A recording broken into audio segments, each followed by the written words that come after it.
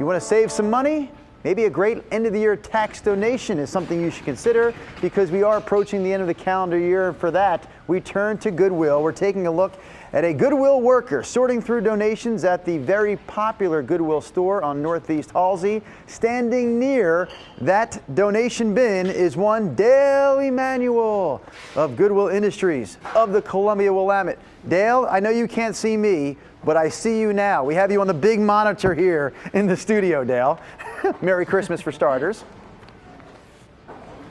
Hey, Merry Christmas. All right, here comes your first question, because I was reading the notes here and it says that Goodwill is expecting about 290,000 pounds of donations around Portland. I'm hoping that you can maybe explain that number a little bit better. Are we talking this week, this month? 290,000 pounds when? Right. Well, actually, the 290,000 pounds is just in these 2 weeks at this location. Wow. I'm at 122nd and Northeast Halsey. This happens to be, we have 51 stores. This store is the #1 store this year in receiving donations. 7 million pounds by year end is expected to come here. So just 290,000 in the next 2 weeks. Overall, and I think you understand how big we are. We're in 27 counties, Northwest Oregon, Central Oregon, and Southwest Washington. Overall, a worldwide record from donors like yourself. Thank you very much, Drew. We expect to reach about 250 million pounds by 9 o'clock on the 31st. Do you have any suggestions or advice for people who are looking for that end-of-the-year tax credit? What should they know besides just get their donations to one of your stores here in the next few days? Well, I'm not an accountant, so I can't tell you how to Please itemize. play one on TV today, Dale, please. What the...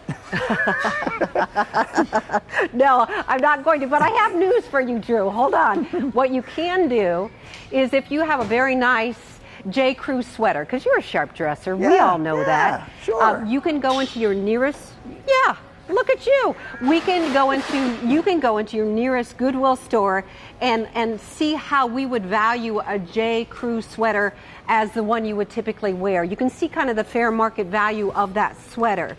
Another idea is before you get the big bed on the truck that you've rented or borrowed from your neighbor and the furniture and all the bags, it's not a bad idea to go to meetgoodwill.org and call the store that you're going to drop those items to, and we thank you, because in some cases the store is pretty full. If you look around me, there's only so much space that we have to keep items.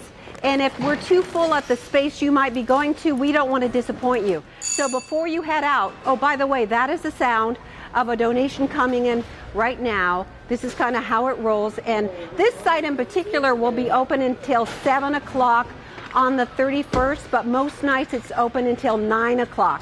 That's another thing you can do when you go to meetgoodwill.org is find out how long your site is open.